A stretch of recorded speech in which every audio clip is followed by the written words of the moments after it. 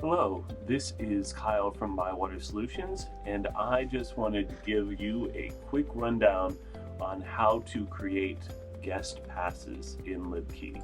So, first thing we're going to do is log in, and it's pretty simple. There are two ways to create guest passes. You can do one-off guest passes using the new guest button here.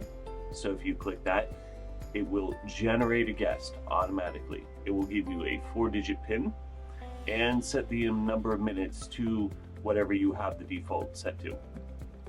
And you can see the default prefix is guest, and it'll just keep incrementing: guest 2, guest 3, guest 4, and so on. As you see, we have guest 3 there. Now you can also create guest passes in batch. This is especially handy if, for instance, you use a receipt printer or even a regular printer to batch print guest passes. So you can click the multiple guest button and it will tell you the highest guest count made it. So we had a few made ahead of time, so we did create 20. The last one we made was guest 3, so it started with guest 4 and added and kept going up from there. You can then choose view and print guest passes, and it will show you exactly what is going on here. Now, there are a few different options to control what is going on here. So if we go back to our main page here and we go to settings, we can then go to the guest passes section. So here you can choose what you want. Guest is the default, but maybe you would like it to be patron or user. So whatever prefix you want for guest passes, you can choose that. You can also decide how many passes you want per batch.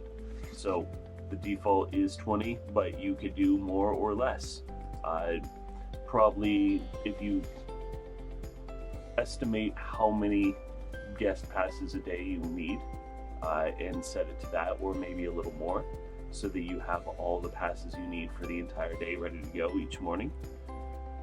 You can also set these labels. Now this is like the old style.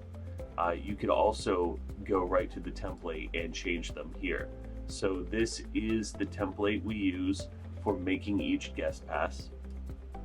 And this is the syntax here is template toolkit, which is a templating language for Perl.